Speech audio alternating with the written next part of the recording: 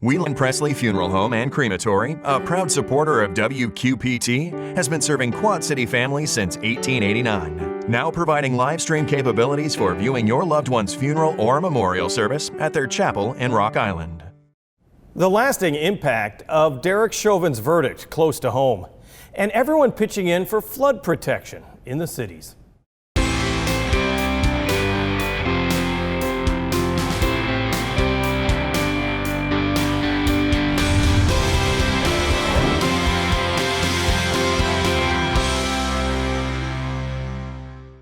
Everyone has an idea on the best way to solve the annual flood problem in Davenport, and now is the time for you to speak up. We'll talk about that in a moment, but first, justice served. The conviction on 3 felony counts of former Minneapolis police officer Derek Chauvin in the death of George Floyd could be a watershed moment for policing in America. It could lead to better treatment of minority suspects. It could help weed out bad cops and help keep good officers. Or it may do none of that. It may have been an unusual conviction of an officer caught on videotape and nothing more, nothing less. We talked with the head of the Davenport NAACP, Michael Guster. Is this a watershed moment that some people think it is, or are we reading too much into these verdicts? I don't think so. I believe it is a watershed moment simply because you don't have very many verdicts where we've had juries to come back and convict white policemen for the death of a black person in this country. I think, when you look at it and you review that moment of that tape for 9 minutes and 22 seconds, I don't think that, anyone can look at it and come to any other conclusion.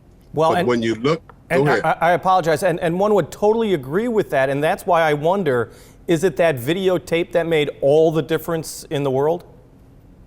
Absolutely, because, many other times there has been a videotape available, but it has not been very explicit, and it has taken this moment, this time, for accountability to take place. And so, we can't sit back and allow these type of actions to continue to fester in our country. And police departments all around the country has to be accountable for these type of actions. In Illinois, they enacted major changes in law enforcement, training, reporting, cash bail changes in chokeholds. That's Illinois. What do you want to see Iowa do? I think in Iowa we've done some similar things. I know they haven't banned chokehold, but they have did some things where they've banned contact to the head, neck, and spine. But there are other things they can do. We need to ban no-knock warrants. We need to ban chokeholds.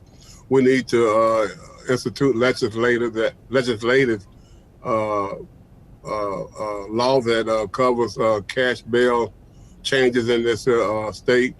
And so, those are the kind of things that we can do over here in Iowa that would just make it much better for Iowans as a whole. And once again, we're talking about the videotape that was used as evidence. I mean, a lot of people are calling for every police department to have body cameras on their officers that are operated at all times.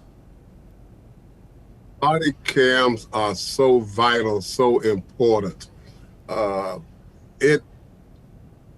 believe it's just something that we've got to mandate all around the country, that all officers wear and have these body cams, dash cams on whenever they are interacting with the public.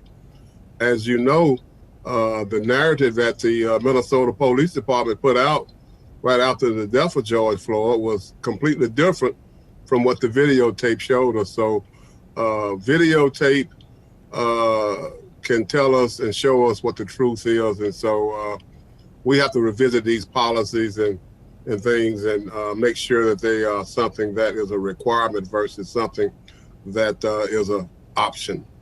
You know this so well, is that minority groups have told young black males, and I guess young black females as well, what to do if there's a traffic stop because they're afraid of being treated differently, or how to interact with police because of the fear of being treated differently.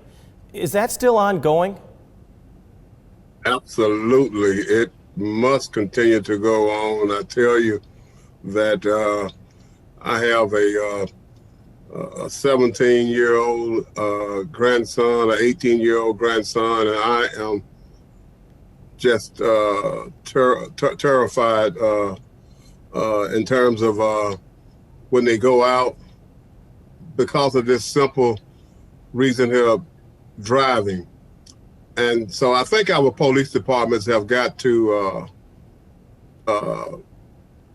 afford our Black children's respect, and we got to learn how to de-escalate as opposed to escalation. And then we've got to be able to collect data on police encounters to ensure safety for our communities. It's just a must. But we put our hands on the steering wheel, and hey, we get our information out, whatever our identification we need, and put it on the dash so that we don't have to make any sudden moves because that's just almost turns into a deadly situation for Black men. And I ask you that because I wonder if you now really help educate people by saying that if you're a bystander, to get your camera out, to get your phone out, to record the instance. Because everyone's got a phone now with cameras, and I'm just wondering, is that now the new next step, the new normal? I think that's vital. I think it's important that we capture these stops, especially when you see excessive force that's being used by policemen wherever they may be. And, my hat's off to this young lady here that would not be moved. She stood her ground and taped a man that was breathing. And all of a sudden, 9 minutes and 22 seconds later, he is lifeless. And so we've got to do these kind of things to help, not only to help, but to hold the police departments and law enforcement accountable for their actions. It's very important. As you know, all it takes is one instance for such a terrible thing to happen, and then to spark, protests and anger within the community. All it would take is one instance in Davenport. So I ask you, what is the relationship between the NAACP and Davenport Police? Is it improving? Are there areas you see that needs more improvement? I think there's room for improvement always, but we have a good relationship with both the police chief in Davenport as well as Bettendorf and sheriff personnel, as well as members of the state police that are assigned to this area. And I don't want to get ahead of the announcement, but we will be probably real soon having a news conference to alert the public how we are working on policies, training, accountability, funding, recruitment, and hiring practices, youth programming, and community outreach, some things that we are doing to be proactive in the Davenport, Bettendorf community so as to maybe preclude from having incidents like this to happen in our community. Because as you know, in Davenport, there was an ongoing survey and a data search by St. Ambrose University that was looking into Davenport policing and in particular targeting certain groups of people in certain neighborhoods and whether or not that really was effective in lowering the crime rate in those neighborhoods. Is that an ongoing approach that you want to see? That's something that we're going to incorporate into this new task force, for lack of a better word, with Davenport police chief. We're trying to include the Bettendorf police chief. I don't think he's quite on board, but we'll continue to work and incorporate that into our MOU. And we've got more information to come, and I just don't want to get ahead of where we are at with DCAP and the racial profiling. But we will be doing that. That's something I think it's going to happen. Yes.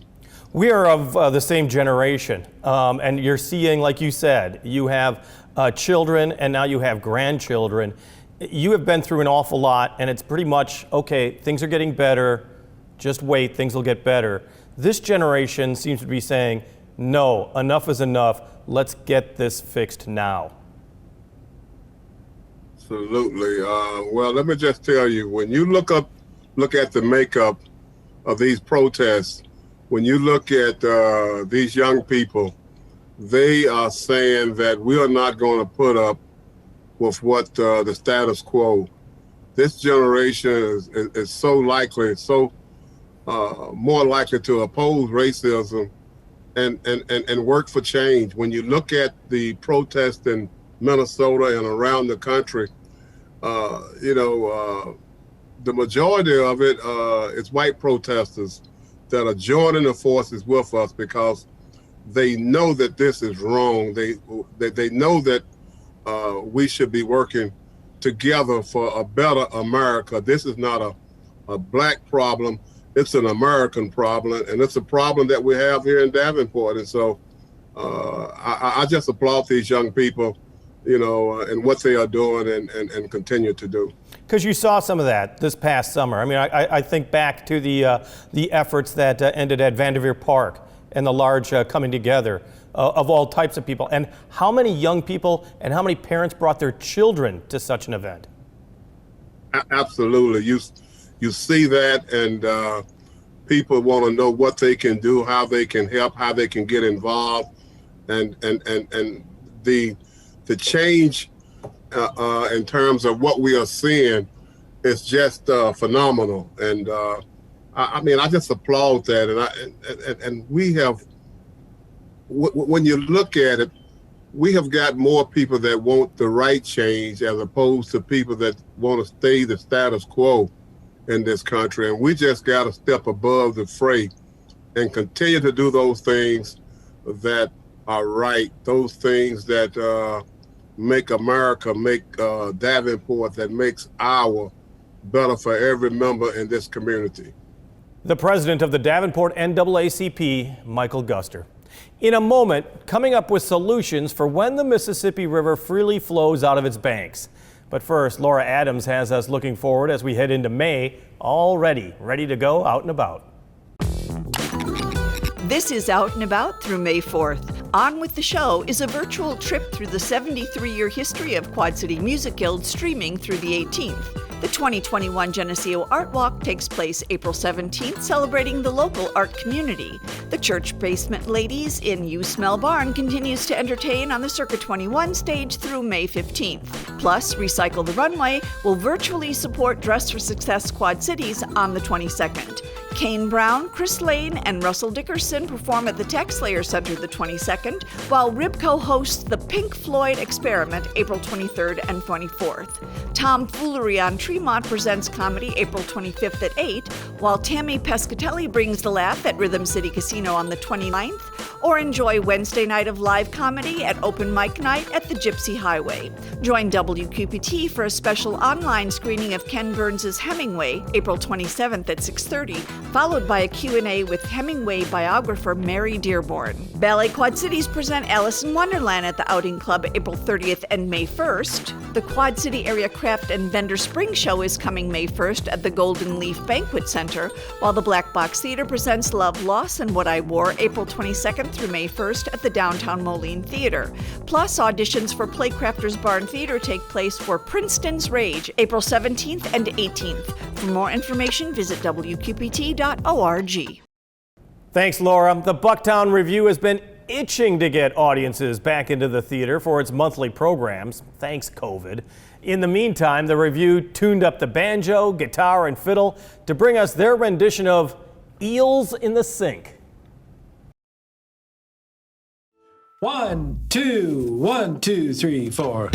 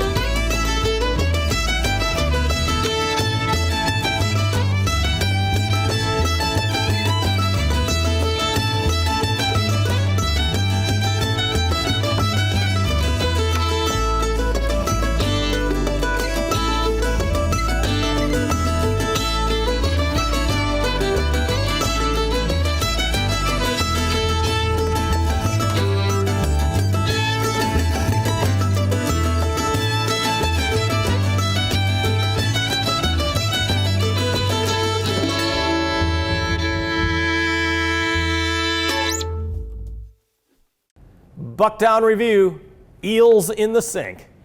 Davenport is learning to live with the floods, but could it do better? The city is in the process of developing a plan that could help the city better coexist with the mighty Mississippi River. And that plan is now looking for your input. We talked with Davenport's Assistant Public Works Director, Clay Merritt. So Clay, what do you hope that this flood study of 2021 actually accomplishes? Because, I mean, I looked at parts of it. It's really very comprehensive.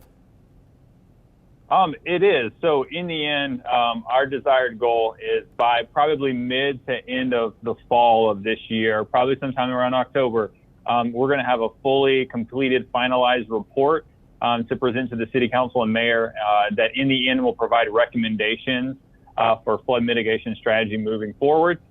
Should the City Council and Mayor approve that document, then we as city staff will then move forward into implementation of those various projects. Davenport has seen flooding since, well, before 65. You take 65, you take 93, and then you take all of the ones since then, including 2019. And it's like, haven't we studied this enough?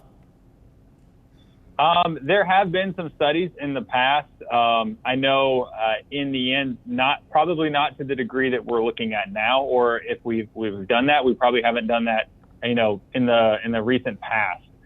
So this is looking forward, kind of the direction that we got from the community and that we got from our elected officials was to take a look at, our entire riverfront, because in the end, your interactions with the river will vary greatly depending on where you are in the city and what river stage you're in. So if you're in the East Village, you're affected at a much higher river level stage than you are if you're on the west end of Davenport, or if you're in a residential homes that are located along Black Hawk Creek.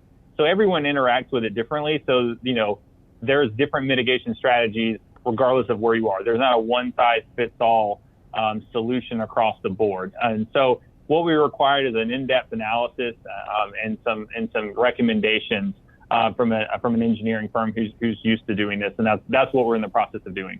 Well, correct me if I'm wrong, but it seems like the philosophy of Davenport over the last few years is protect what you can and let the river flow where it wants. Is that being drastically changed by this? I mean, there's been major changes in the Garden Addition. The buildings that are downtown that are new are pretty well flood ready, I guess I would say. Even the ballpark is better protected than ever before. And that's part of the conversation that we're trying to have with the community.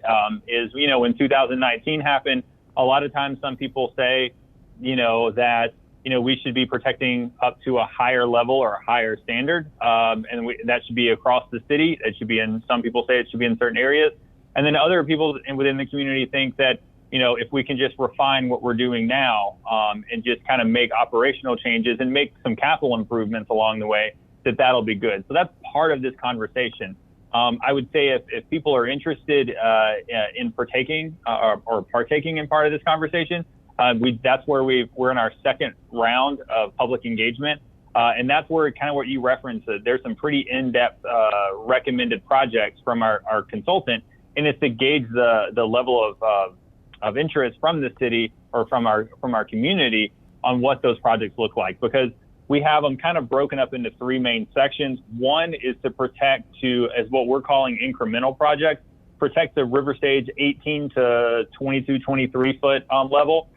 Those, still cost a lot of money, but it's smaller compared to the larger scale things. And that would protect you or provide protection, some level of protection for the types of floods that we typically see.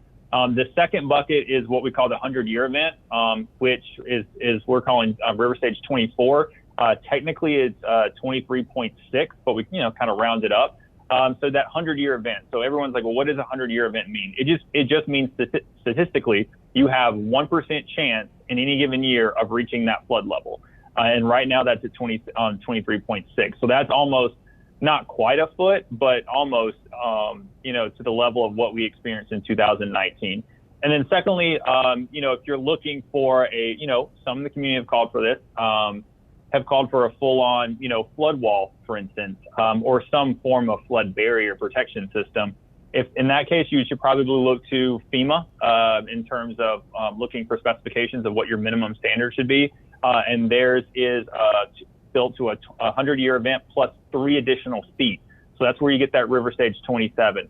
And so part of this portion of our study is having a communication or having a conversation with the community about what river stage levels and what types of strategies they're looking for. Are they looking for us to continue doing the thing we've been doing, but making incremental improvements along the way, or are they looking for something much more transformational in nature? And for those who don't remember, flood stage is 15 feet, anything over 15 feet, and it flows out of the Mississippi River in downtown Davenport. We saw what a 23-foot crest looks like in 2019. We have no idea what a 27-foot crest in reality would look like. I know you have it plotted out on how it would affect. A lot of the plans that you have that are options include things such as park berms, which would be just kind of natural walls of I guess it would be mud, grass, a bunch of different ingredients. Also the thought of raising things such as River Drive to a certain level to act as a natural barrier as well. And then as you mentioned, either a large or a segmented flood wall would be another possibility. One of the things that the communities downriver, and you know where I'm going with this, that they gave Davenport so much credit, is because you didn't push the problem downriver, and you may have made other downriver communities feel less of an impact because Davenport did accept some of that water. So that's some of the kind of if you go through the engagement piece, I would actually recommend located on our website. There's about a 32 minute video that our consultant put together that kind of walks you through this process. I would say if you can watch it, that it's very informational, it's very educational, especially the first like 10 to 15 minutes before they actually start walking through those projects, because then you can see kind of some context. You can see the history of what those river gauge levels look like over time, and you can see that in the last 20 years, we've experienced more intense events. We've, longer duration of events, and some of our higher, our river levels we've seen have happened in that 20 years. So we know that's happening.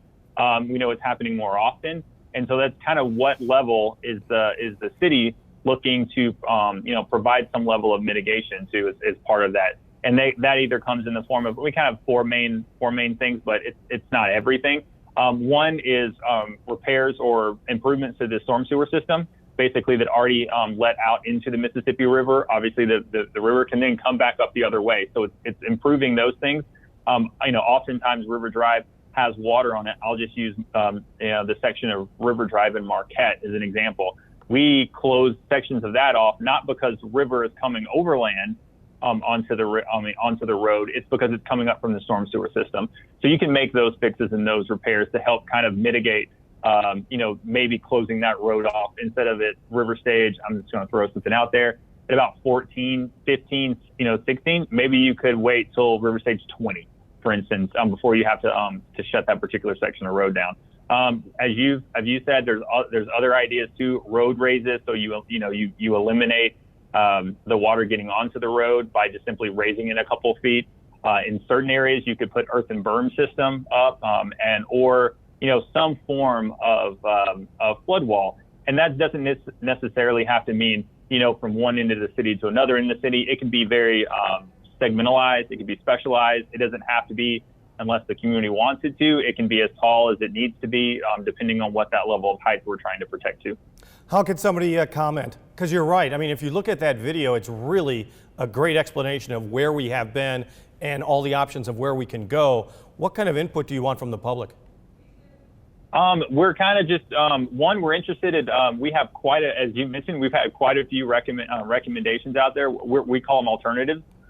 We're interested in what the community's thoughts are on those alternatives, and you can actually go through the online survey. We also have physical surveys available at all of our libraries that you can pick up if you don't want to do the online version. But we're interested to see your thoughts on some of those ideas. Likewise, we're also interested to see what your priorities are in terms of what you're looking for the city to protect. Once again, if you're looking for those more incremental projects, looking like, okay, let's continue doing what we've been doing, but do it better and putting some capital expenses towards that. Those are the lower dollar figure ranges. if you're looking for these large-scale transformational projects, so let's say you want to, protect to 100-year event plus maybe some more freeboard, you're looking for something that's more of those physical barriers. So you're talking your earthen berms, you're talking some level of flood walls. And while that might be what people want, we also want to make sure we provide as much information as possible to the public, because those options do come with a price tag, and they are substantially higher in cost than to some of the other options on the incremental side. Davenport's Assistant Public Works Director, Clay Merritt. More details on the city's plan can be found on the city's website. That's davenportiowa.com. On the air, on the radio, on the web, on your mobile device, and streaming on your computer. Thanks for taking some time to join us as we talk about the issues on the cities.